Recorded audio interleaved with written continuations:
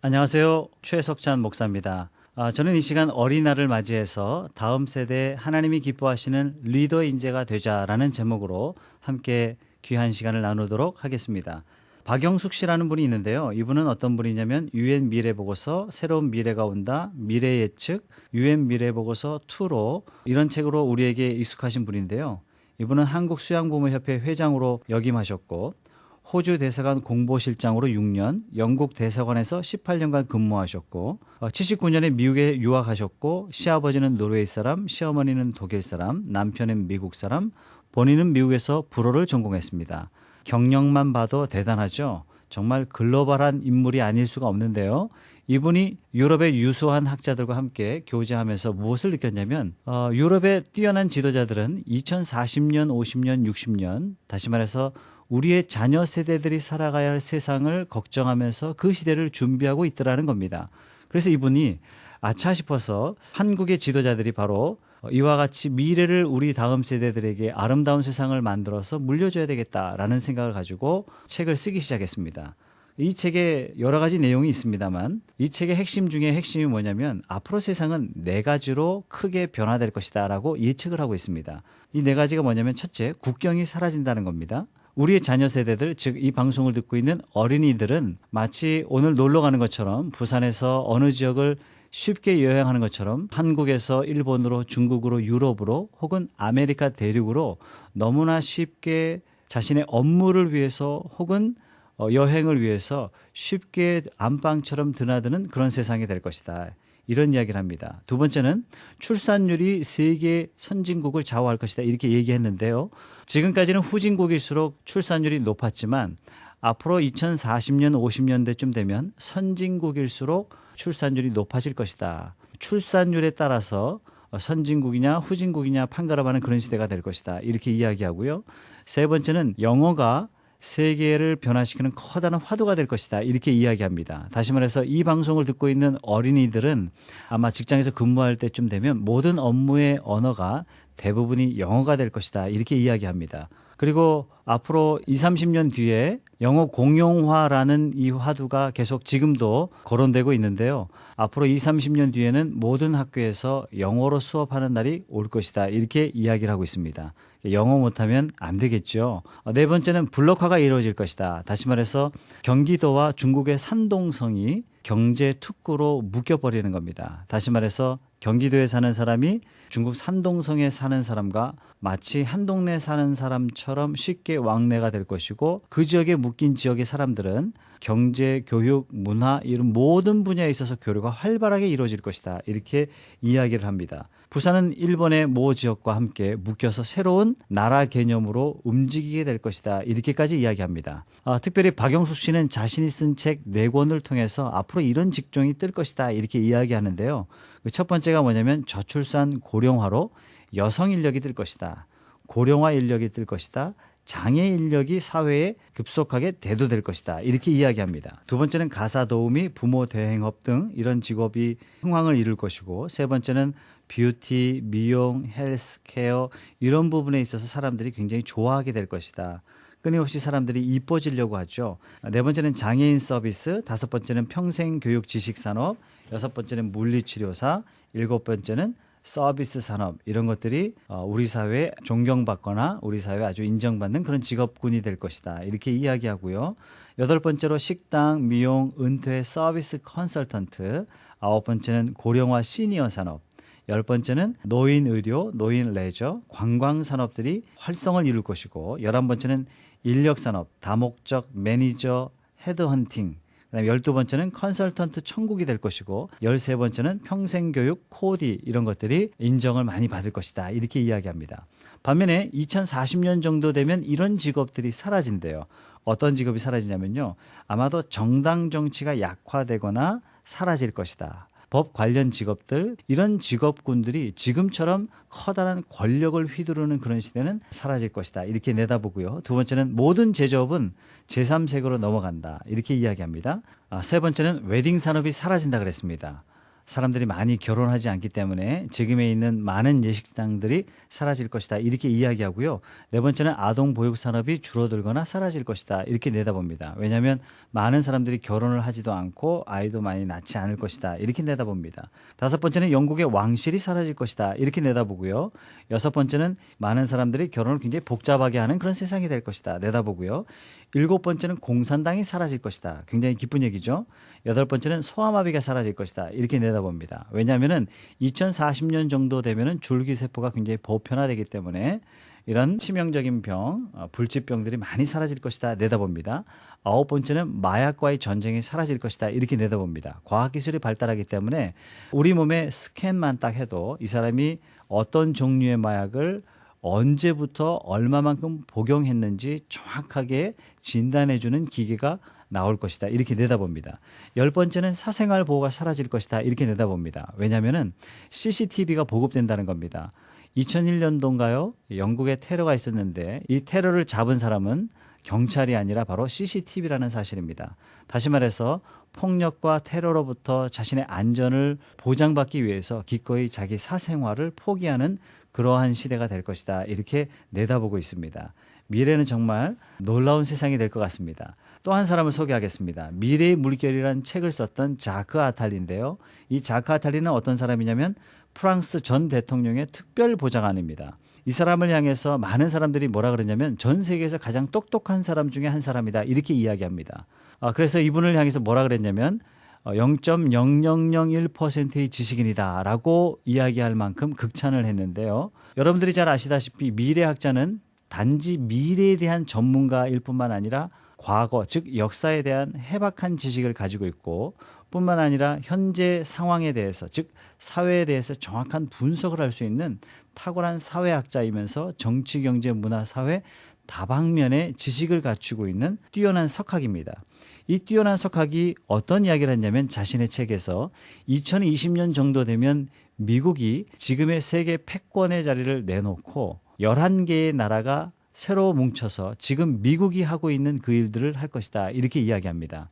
그때 미국이 무너지게 되면 11개의 나라가 급부상하는데 그 11개의 나라가 인도, 일본, 중국, 호주, 러시아, 남아공, 인도네시아, 브라질, 멕시코, 캐나다 그리고 11번째가 뭐냐면 대한민국 이렇게 이야기합니다. 자카탈리는 자신의 책에서 11개의 국가가 한데 뭉쳐서 세계 정부를 이뤄가기 위해서 11개 국가가 모이는데 11개 국가 중에서 단연 의장 국가가 될 나라는 대한민국이다. 이렇게 이야기합니다.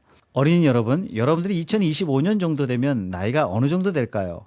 2025년 정도 되었을 때 대한민국의 경제적인 위상에 대해서 많은 경제학자들이 긍정적인 전망치를 내놓기를 아마도 한국이 경제 2대 강국 안에 들 것이다. 아주 보수적인 경제학자들은요. 적어도 한국이 5대 강대국 안에 들 것이다. 이렇게까지 이야기합니다. 아마도 이때쯤 되면은 우리 어린이들이 대학생 되거나 아니면 직장에 첫 발을 디디게 될 텐데 이때쯤 되면 우리나라가 가지고 있는 경제적인 포텐셜, 즉 경제적인 잠재 능력은 전 세계적으로 대단한 영향력을 미치는 그런 나라가 돼 있을 겁니다. 작년에 우리나라는 경제적 위기를 경험했는데 이 경제적 위기 가운데 가장 선방한 나라 대한민국, OECD 국가 중에서 경제 위기를 빨리 극복한 나라, 가장 슬기롭게 극복한 나라로 대한민국을 전 세계가 지목하고 있습니다. 이런 것만 봐도 앞으로 2025년까지 한국이 어떻게 하나님 앞에 축복받아서 어떻게 리더 역할을 감당해야 될지 우리는 쉽게 짐작할 수가 있습니다. 자카 아탈리는 자신의 책에서 앞으로 세계는 아시아가 지배할 것이다 이렇게 이야기하는데요. 2025년 정도 되면은 전 세계 인구가 93억 명 정도 된다고 해요. 그러니까 93억 명의 3분의 2, 즉 60억이 어디에 사냐면 전부 다 아시아에 사는 겁니다. 즉 아시아에서 생산하고 아시아에서 모든 걸 소비할 수 있는 그런 시대가 되는 겁니다. 그러면서 자신의 책에서 자카 아탈리는 세계 역사를 어떻게 바라봤냐면 많은 사람들이 세계 역사를 왕을 중심으로 세계 역사를 바라봤는데 자카 아탈리라는 이 학자는요. 경제를 중심으로 즉 돈의 흐름을 중심으로 세계 역사를 쭉 바라봤습니다. 세계 역사를 쭉 바라봤는데 놀라운 것은 전 세계 특히 유럽의 어떤 도시에서 경제가 부흥하고 1000년을 지배하다가 사라지고 다시 다른 도시에 옮겨져서 500년을 지배하다 사라지고 다시 다른 도시로 옮겨서 300년을 지배하다 사라지고 이런 식으로 유럽의 6개 도시를 거치더니 1820년도에 미국의 보스턴으로 옮겼다는 거예요. 그래서 보스턴에서 1920년도에 다시 뉴욕으로 움직여서 전 세계 부가 뉴욕을 중심으로 움직이다가 이것이 1970년도에 미국의 로스앤젤레스로 옮겼다는 겁니다. 문제는 2000년대쯤 돼서 자카탈리가 무슨 고민을 했냐면 이제 세계의 패권의 자리를 로스앤젤레스가 놓을 때가 됐다는 얘기입니다. 그러면 도대체 이 세계의 부의 중심, 즉 거점 도시로서의 역할 로스앤젤레스가 하고 있는데 이 로스앤젤레스에서 다음 어느 도시로 움직일 것인가, 이것이 자카탈리의 최대의 관점이었습니다. 자카탈리는 그의 책에서 뭐라고 얘기하냐면 전 세계 부가 거점 도시로서 로스앤젤레스를 떠나게 되면 이제는 미국이 이어받을 다른 후보 도시는 없다, 이렇게 이야기하면서 아마도 이 세계 거점 도시로서의 역할은 아시아로 넘어갈 것인데 아마도 후보 도시로 상하이, 홍콩, 싱가포르, 나고야, 대만의 카오슝, 호주의 댐피어, 그리고 한국의 부산을 거론하고 있습니다. 정말 대단하죠. 그러면서 왜 한국이 그동안 거점 도시로서의 역할을 할 수 없었는지에 대해서 3가지 이유를 드는데요. 그 첫 번째는 뭐라 그랬냐면 한국은 제조업을 통해서 얻을 수 있는 이윤, 이동성, 기술 혁신, 운송 기술보다도 관료들의 이익을 우선시해왔다, 이렇게 지적하고 있습니다. 다시 말해서 부정부패 때문에 한국이 그동안 거점 도시로서 빨리 성장할 수 없었다, 이렇게 이야기하는 겁니다.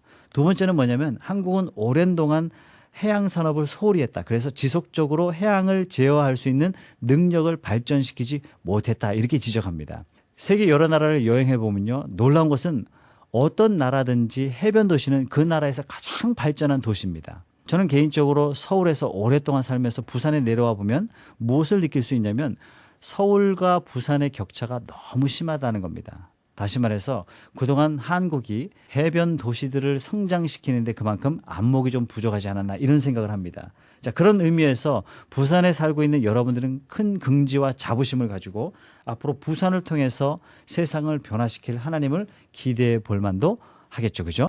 세 번째는요, 한국은 오랜 기간 동안 자력으로 창조적 계급을 키우거나 외부로부터 이들을 받아들이는데 실패했다. 즉 유능한 인재를 영입하고 또 젊은 사람이 유능한 인재로서 높은 직급을 차지하는 그 일에 우리나라의 관료적인 분위기, 그다음에 직급 중심, 출신 배경 중심의 폐쇄적인 사회 구조가 우리나라를 더욱더 발전시키는 데 저해 요소가 되었다, 이렇게 지적하면서 방금 말씀드린 이 3가지만 극복한다면 대한민국이 거점 도시로서의 역할을 감당할 수 있을 것이다, 이렇게 이야기합니다.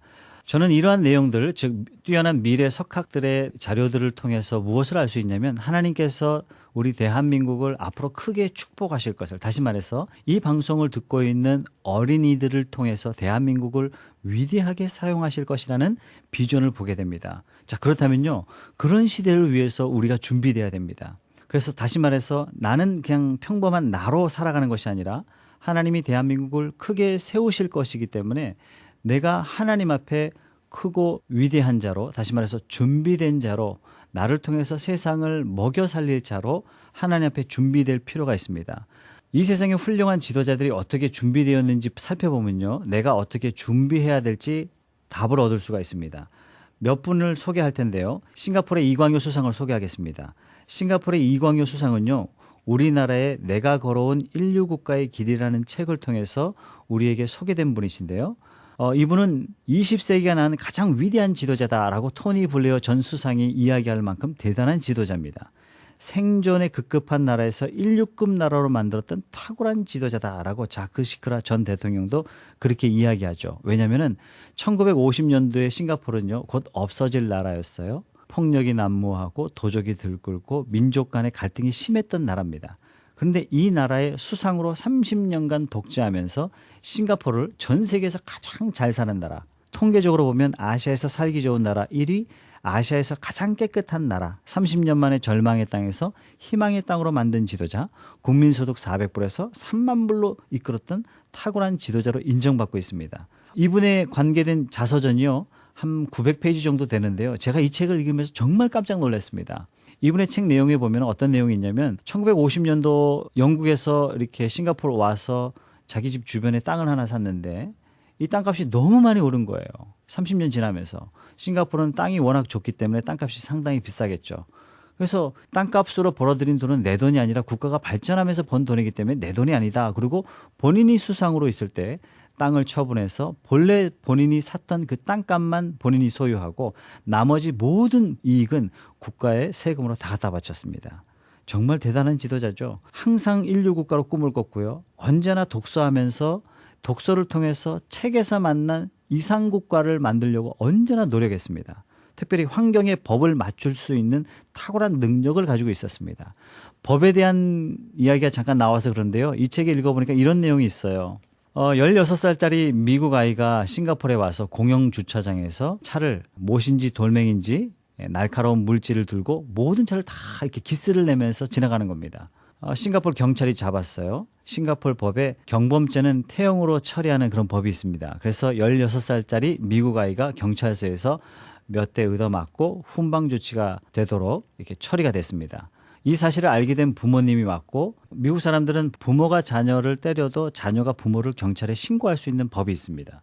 그만큼 신체적인 체벌을 가하는 것이 금기시되어 있는 그런 나라이기 때문에 아마도 이들은 받아들이기 힘들었을 겁니다. 그래서 대사관 직원이 직접 찾아와 가지고 중재했습니다. 그러나 중재가 이루어지지 않자 대사관은 미국의 본부 워싱턴으로 이것을 보고하게 되었죠. 그래서 결국은 당시 대통령이었던 빌 클린턴이 이광효 수상에게 직접 전화를 했습니다. 그냥 보내달라는 얘기예요. 미국 시민권자이기 때문에 미국 법으로 처리할 수 있도록 양해해달라는 겁니다. 이광효 수상은 안 된다 그랬습니다. 빌 클린턴은요 계속 보내달라 그랬습니다. 여러분 미국 대통령의 요청입니다. 대통령의 요청을 거절했다가는 앞으로 국제사회의 왕따, 국제사회 경제적 제재 이런 것들을 생각할 수 없었겠습니까? 그러나 이광효 수상은 이때 어떤 이야기를 하냐면은 만약에 싱가포르 사람들이 미국 가서 범죄를 저지르면 당신이 손대지 않을 것이냐. 우리 법이 처리할 수 있도록 양해해 줄 것이냐. 어떤 사람이든지 간에. 그랬더니 빌 클린턴이 그럴 수는 없대요. 결국은 빌 클린턴이 이 부분에 있어서 양보했습니다. 당신네 법을 존중합니다. 당신네 법대로 태형에 처리해 주십시오. 정말 놀라운 이야기죠. 제가 이 책을 읽으면서 야 정말 한 사람의 깨어있는 지도자가 국가를 이끌어가고 국가를 살리는구나라는 그런 생각을 했습니다. 사랑하는 우리 어린이 여러분 또 부모님 여러분 여러분의 자녀가 바로 이렇게 하나님만 두려워하고 세상을 두려워하지 않는 강직한 지도자 이런 지도자가 되도록 꿈꾸시고 기도하시기 바랍니다.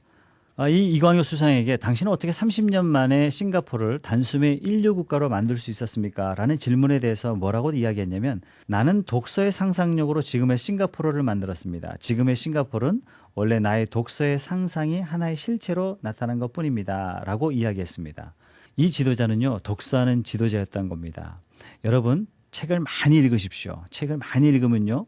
이 책이 나중에 나를 지도자로 만들어줍니다. 책을 읽는 목적은 뭐냐면 하나님이 살아계시다는 것을 깨닫는 거예요. 세상의 모든 학문은 하나님으로부터 말미암았습니다. 우리 크리스찬들이 공부하지 않으면요. 믿지 않는 사람들이 공부해서 하나님의 도구인 이 학문을 통해서 하나님을 부정합니다. 다시 말해서 크리스찬들의 게으름으로 말미암아 하나님의 영광이 땅에 떨어지는 거죠. 공부하셔야 되는 겁니다.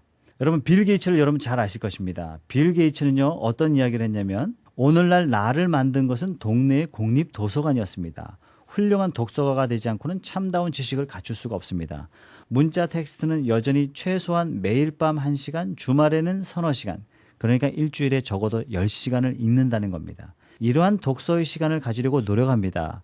이런 독서가 나의 안목을 넓혀주기 때문입니다. 라고 이야기를 했습니다. 그러면서 빌 게이츠는 계속해서 뭐라고 얘기했냐면 나는 매일 밤 독서를 하는데 대중적 신문, 잡지 이외에 적어도 주간지 1개 이상을 처음부터 끝까지 읽는 습관이 있습니다.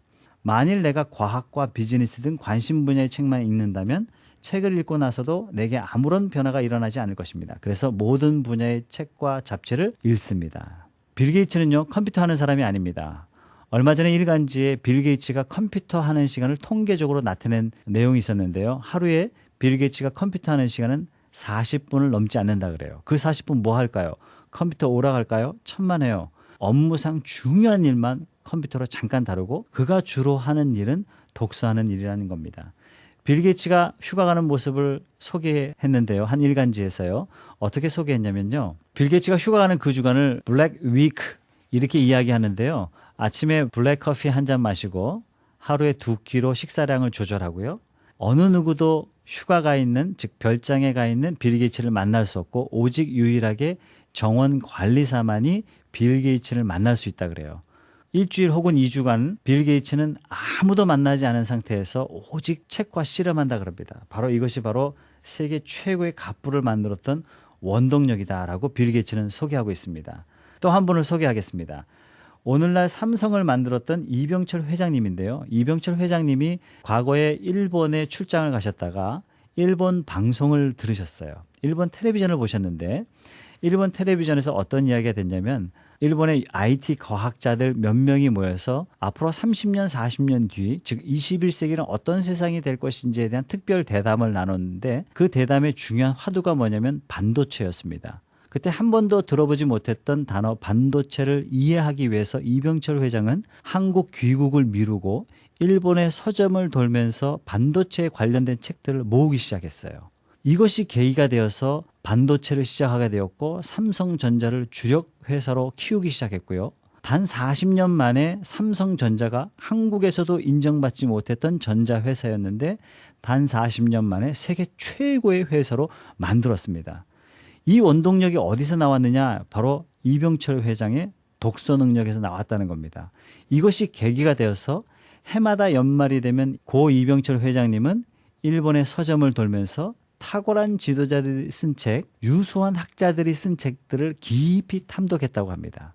여러분, 독서는요, 지도자들에게 있어서 꼭 필요한 도구가 되는 겁니다. 안철수 바이러스 대표를 여러분들은 잘 아실 겁니다. 다방면에 관심을 갖고 있는 안철수 박사는요, 어렸을 때부터 독서광이었다 그래요. 안철수 박사의 집무실을 보면요, 어떻게 생겼냐면 보통 회장님, 사장님 방은 어떻게 생겼냐면 널널한 방에 큼지막한 책상, 푹신한 소파 이렇게 보통 연상이 되는데요. 안철수 의장의 직무실은요, 그야말로 도서관처럼 생겼습니다. 안철수 씨는 어려서부터 책을 얼마나 많이 읽었는지 모든 사장님들에게 이렇게 권면합니다.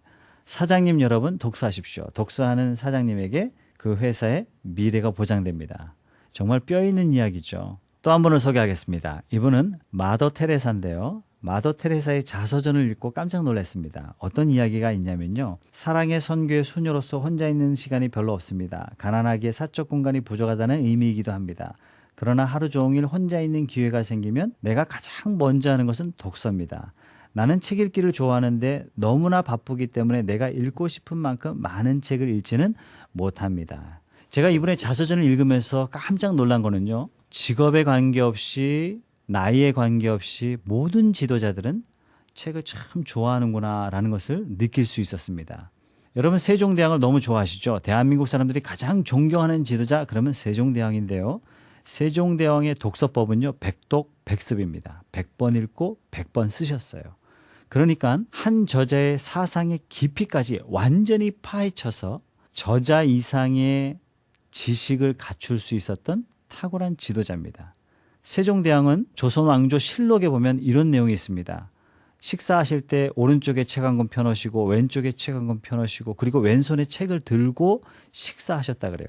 얼마나 책을 많이 읽으셨냐면 호롱불에 비춰서 밤새 책 읽어서 눈이 언제나 충혈돼 있었다 그럽니다. 그래서 태종께서 세종을, 즉 충령이 책을 읽지 못하도록 신하들에게 엄명하셨을 정도로 책을 많이 읽었다 이렇게 얘기하는데요. 대한민국 역사상 가장 찬란한 시대, 가장 발전한 시대, 가장 위대한 시대를 세종시대에 맞이할 수 있었던 그 비결이 바로 독서에 있었다라는 사실을 우리가 생각한다면 독서가 얼마나 중요한지 알겠죠.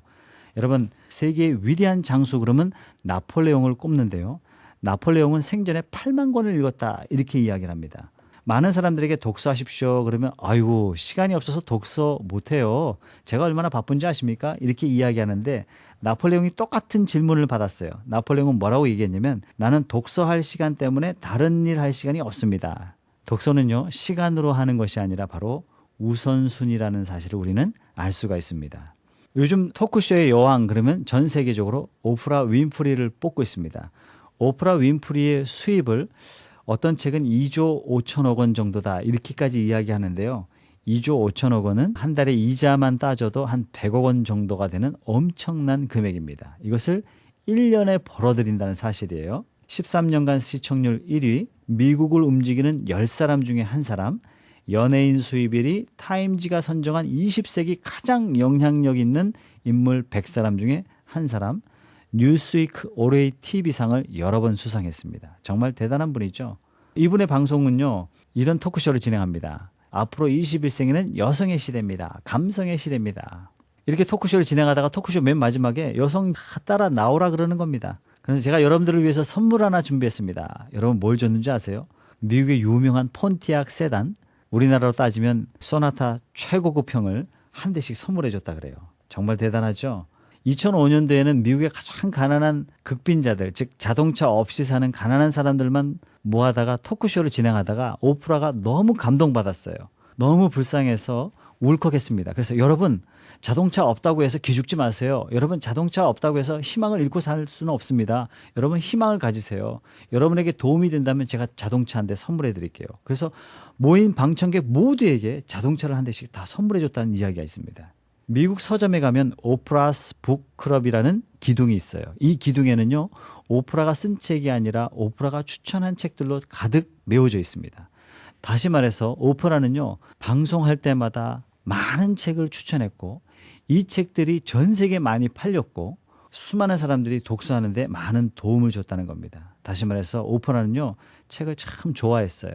어떻게 책을 좋아했는지 제가 오프라 윈프리의 자서전을 읽어보니까 오랫동안 만나지 못했던 아버지가 돌아왔어요. 이 아버지가 오프라를 위해서 오프라가 책을 읽지 않으면 밥을 주지 않겠다라고 엄포를 내렸습니다. 오프라는요, 그때 당시에 밥을 먹기 위해서, 다시 말해서 먹고 살기 위해서 책을 읽었는데 책을 한 권, 두 권 읽다 보니까 책에 그만 빠지게 됐습니다. 이젠 밥을 안 줘도 밥과 관계없이 너무 흥미있게 책을 읽게 되었다. 이것이 바로 책에 빠지게 된 계기가 되었다. 이렇게 이야기합니다. 여러분들이 잘 아시다시피 오프라는요, 아버지 없이 태어났어요. 16살 미혼모로부터 태어났고 늘 할머니로부터 구박을 받았고 핍박을 받았습니다. 비참한 인생을 살았어요. 학교를 제대로 다니지 못했어요. 친구가 변변이 없었어요. 불량 학생으로 자랐습니다. 그럼에도 불구하고 오프라는요, 세계를 움직이는 탁월한 지도자가 되었습니다. 그 배경에는요, 책이 있었습니다.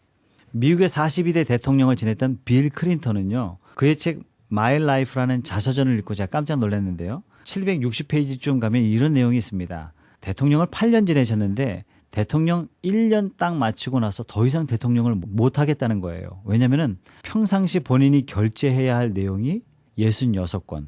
만약에 중동의 사태 하나 벌어지면 300건, 400건의 중요한 결제를 해야 된다는 겁니다. 즉 결제는 국가를 지도하는, 즉 세계를 이끌어가는 지도자로서 중요한 판단을 내려야 되는데 너무 어렵다는 거예요. 그래서 도저히 못하겠다. 그때부터 빌 클린턴이요, 두 가지 중요한 일을 하게 됐는데 빌 클린턴이 이 두 가지 때문에 나머지 7년이 대통령 시절이 너무 행복했다. 너무 쉬웠다. 이렇게 이야기하는데 이 두 가지가 뭐냐면요. 첫 번째, 아침 5시부터 아침 7시까지 2시간은 무슨 일이 있어도 독서한다는 겁니다. 두 번째는 뭐냐면 당시 부통령이었던 엘고어와 무슨 일이 있어도 일주일에 한 번은 점심을 먹으면서 현안에 대해서 이야기하겠다. 이 두 가지 약속을 철저하게 지킴으로 나의 대통령 7년은 행복했다. 이렇게 이야기합니다. 그렇게 보면 남녀노소 직급에 관계없이 심지어 세계를 움직이는 대통령에게까지도 독서는 매우 중요한 도구라는 사실을 우리는 확인할 수 있습니다. 허리우드의 명예시장 자니 크랜트는요, 이런 이야기를 합니다. 하루 일과 중에 30-40%의 시간을 책 읽기에 할애하지 않으면 허리우드에서 버틸 수가 없다. 여러분 잘 아시다시피 허리우드는 연예 시장입니다. 세계 멀티미디어 중심 시장입니다. 이 중심 시장에서 버틸려면 책을 읽어야 한다 하는 이 말은요, 정말 뼈 있는 이야기입니다. 자니 그랜트는 허리우드 명예시장으로서 텔레비전 인터뷰에 나와서 이런 이야기를 합니다. 어떤 직업에서든지 책을 읽는 것은 중요합니다. 허리우드에서도 독서는 모든 것을 이끌어가는 엔진입니다. 이런 이야기를 했습니다. 또 한 분을 소개할게요. 이분은 내 안에 잠든 거인을 깨워라 라는 책으로 우리나라뿐만 아니라 전 세계 수많은 독자를 가지고 있는 사람인데요.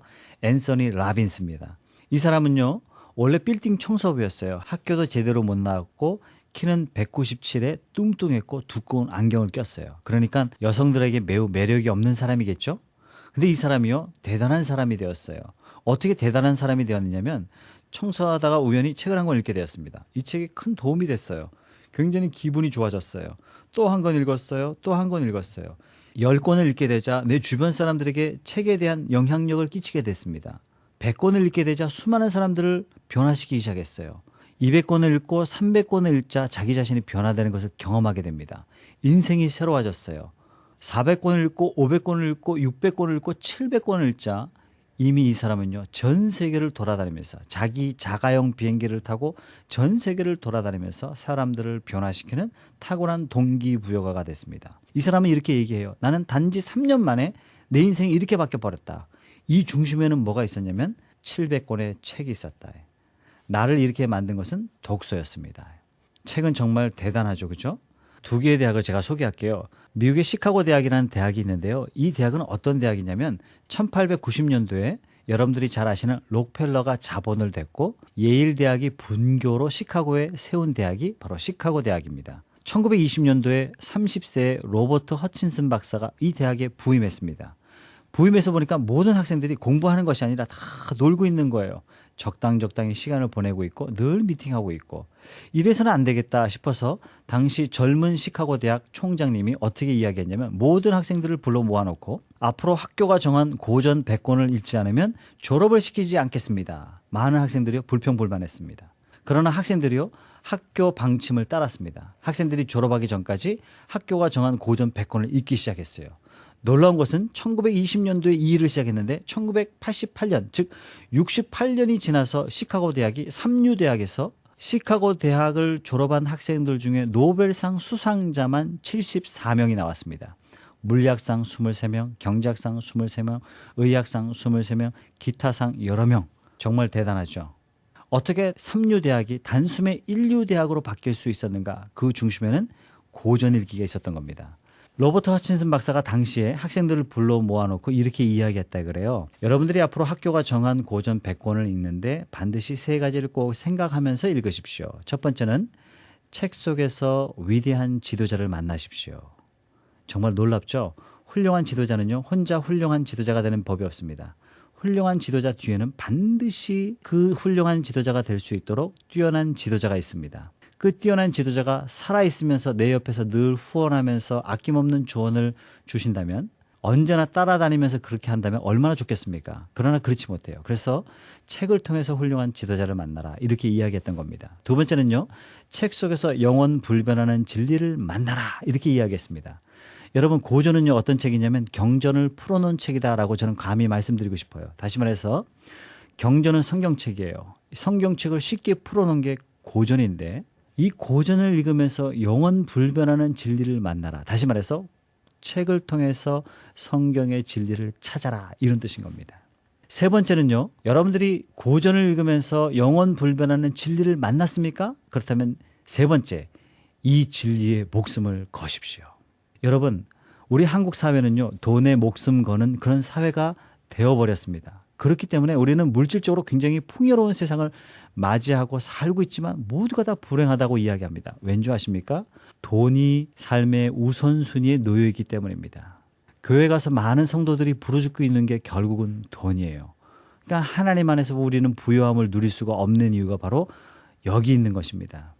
놀라운 것은 이 메시지를 들었던 시카고 대 학생들이 책을 읽기 시작했고 단 68년 만에 시카고 대학이 세계 인류 대학이 되었습니다. 책은요, 한 사람의 생에 한 회사를 바꿀 뿐만 아니라 대학 자체를 바꿔놓는 뛰어난 도구가 되는 겁니다. 비슷한 예가 있는데요. 칭화대학을 소개하겠습니다. 칭화대학은 중국 북경에 있는 과학기술대학입니다. 이 칭화대학은 어떤 대학이냐면요. 우리나라로 따지면 포항공대나 카이스트와 같은 과학기술대학인데 놀랍게도 중국의 후진타오를 비롯해서 중국의 탁월한 지도자들이 전부 다 어느 대학을 나왔냐면 칭화대학을 나왔다는 겁니다. 상식적으로 보면 그 옆에 있는 북경대학은 종합대학이거든요. 인문사회의 국가급 지도자는 사실상 종합대학에서 나오는 게 상식적인데 이런 상식을 깨고 칭화대학에서 중국을 움직이는 핵심 브레인들이 다 나왔는데 어떻게 해서 핵심 브레인들이 나왔냐 이거예요. 그래서 우리나라 대학 총장님들이 모여서 칭화대 부총장님을 초청해서 물어봤습니다. 어떻게 당신네 대학은 설립된 지 100년도 안 됐는데 세계 10위 안에 드는 대학이 되었고 어떻게 당신네 과학기술대학 안에서 세계를 움직이는 국가급 지도자가 다 나올 수 있었습니까? 라는 이 질문에 대해서 칭화대 부총장은 이렇게 이야기합니다. 우리 대학은 어떤 학생이든지 전공에 관계없이 학교가 정한 고전 100권을 반드시 읽어야 됩니다. 여러분 정말 놀랍죠? 그래서 물어봤습니다. 학교가 정한 고전 100권을 모두 다 읽습니까? 그랬더니 이 대학의 부총장이 뭐라고 얘기하냐면 예, 반드시 읽어야만 됩니다. 그러면서 왜 고전을 읽힙니까? 라는 질문에 대해서 두 가지를 이야기하는데요. 첫 번째는 뭐냐면 지금 현재 미국의 합리주의 사상이 세계 평화를 위해서 동분서주하지만 사실상 해결 못하고 있는 문제들이 너무나 많다. 다시 말해서 동양의 사상과 서양의 합리주의가 새로 합쳐서 새로운 거대한 사상의 패러다임이 나왔을 때 이 패러다임이 지금 산적한 세계 문제를 해결할 수가 있다. 이 이야기는요, 뼈가 있는 이야기예요. 왜냐하면 앞으로 칭화대 출신들이 새로운 사상의 패러다임을 만들 것이고 칭화대 출신들이 세계 문제를 해결하는 탁월한 지도자가 될 것이다 라는 그런 비전을 이야기하는 겁니다. 두 번째는 뭐라고 얘기하냐면 학교의 강단은 학생들의 인격을 만들어주지 못합니다. 결국 21세기는 투명한 사회인데 인격이 실력을 받쳐주지 못하면 그 실력은 아무 쓸모짝에도 없습니다. 정말 중요한 이야기를 하죠. 결국 한 사람의 인격은 어디서 완성되냐면 깊은 독서를 통해서 만들어집니다. 그래서 저희들은 책을 읽힙니다 라고 이야기를 했더라는 겁니다. 여러분, 책 읽는 것은 정말 중요합니다. 저는 앞으로 세상이 어떻게 변할지 여러분들에게 말씀드렸습니다. 앞으로 세상은 하나님이 한국을 통해서 세계를 축복하시기로 한국의 선교를 통해서 세계의 선교를 이끌어 가시기로 하나님은 작정하셨습니다. 한국의 위상에 대해서 세계는 지금 주목하고 있습니다. 그 시대는 바로 여러분들이 주인이 될 것이고 여러분의 자녀가 주인이 될 것인데 그때를 위해서 하나님은 반드시 준비된 자를 사용하십니다. 성경 말씀 창세기 1장 27절 28절의 말씀 보면 이런 내용이 있어요. 하나님이 자기 형상 곧 하나님의 형상대로 사람을 창조하시되 남자와 여자를 창조하시고 하나님이 그들에게 복을 주시며 하나님이 그들에게 이르시되 생육하고 번성하여 땅에 충만하라 땅을 정복하라 바다의 고기와 하늘의 새와 땅에 움직이는 모든 생물을 다스리라 하시니라. 하나님은 하나님의 성도들을 통해서 세상을 정복하고 다스리시기를 원하십니다. 그때를 위하여 준비된 세상의 지도자가 되기를 원합니다. 마지막으로 다니엘 1장 17절 말씀 보겠습니다. 하나님이 이 네 소년에게 학문을 주시고 모든 서적을 깨닫게 하시고 지혜를 주셨으니 다니엘은 또 모든 환상과 꿈을 깨달아 알더라. 공동 번역은요, 이 성경을 이렇게 해석했습니다. 이 네 젊은이는 하느님의 도우심으로 글 공부를 잘해서 전문 지식을 갖추게 되었다. 사랑하는 여러분, 하나님은 준비된 자를 통해서 세상을 다스리십니다. 대한민국을 하나님께서 세계 모든 나라 위에 우뚝 세우실 때 저는 이 방송을 청취하시는 여러분들이 준비된 자로 쓰임받기를 원합니다. 부모된 여러분, 여러분의 자녀가 그렇게 쓰임받기를 소원합니다. 그때를 위해서 우리 자녀들이 책을 통해서 하나님을 배우고 책을 통해서 세상을 배우고 책을 통해서 자기 자신을 깨달음으로 이 세상을 이끌어갈 수 있는 훌륭한 지도자가 되기를 소원합니다. 감사합니다. 내일 또 뵙겠습니다. 저는 호산나교회 국제인재개발원 최석찬 목사였습니다. 감사합니다.